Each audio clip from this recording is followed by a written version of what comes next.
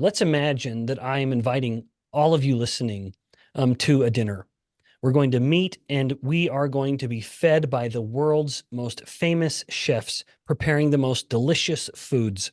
And as I'm inviting you to this dinner, I want you to be able to try all of it. And so I say to one and all, come hungry, because you're going to want to eat some of everything.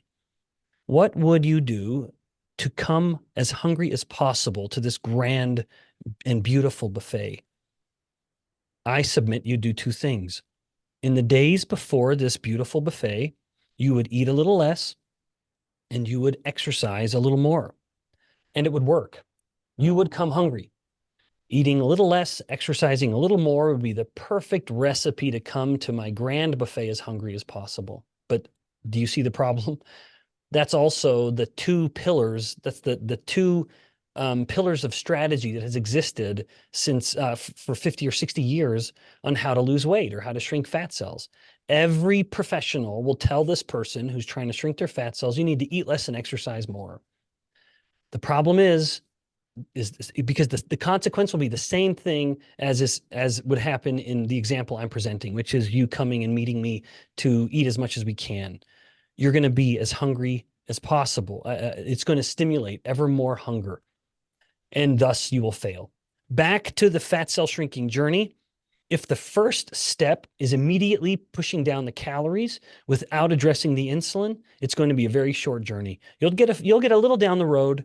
You'll lose some weight, shrink some fat cells, but inevitably you're going to find yourselves back at the beginning and maybe even 10 yards further back than you were at the start. So keep that foot firmly planted. Don't worry about calories. Let the first step be, I'm going to lower my insulin. Now, if you lower insulin, why don't you have to focus on calories? You have some adaptations that begin to occur. As insulin comes down, your body is now a little looser with all of its stored energy. It is now, in fact, mobilizing more energy to be burned. So the brain has an abundance of energy. It has sufficient glucose because the liver is providing everything else that you're not getting from your diet. And now all of a sudden it has access to all of these beautiful ketones. Remember, ketones are simply products of fat burning. And if insulin, the very first metabolic classroom in this sort of re-released version, we spoke about metabolic flexibility and how it's insulin that dictates whether your body is sugar burning or fat burning. If insulin is low and you're fat burning, you may get to a point where you're burning so much fat that you start creating ketones from that fat. And again, the brain loves ketones. If the brain has any preferred fuel, it is in fact ketones, not glucose. So we have this state where the brain is very adequately fed, no panic signal, no signal to try to increase the energy of the blood, and thus reduced sense of hunger. So the person has greater satiety. But at the same time, when insulin is down, you have an elevated metabolic rate. So low insulin means higher metabolic rate. Insulin suppresses the metabolic rate. It wants to reduce the idle of your metabolic engine. So when insulin is down, the engine just starts revving up a bit. It's like you're starting to press the metabolic accelerator of that metabolic engine.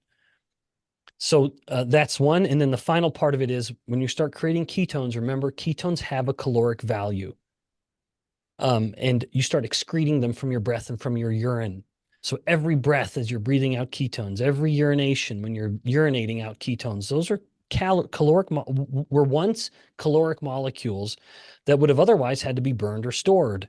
Not anymore. Now you're just wasting energy, which is good if you're trying to shrink fat cells that are overfilled with energy.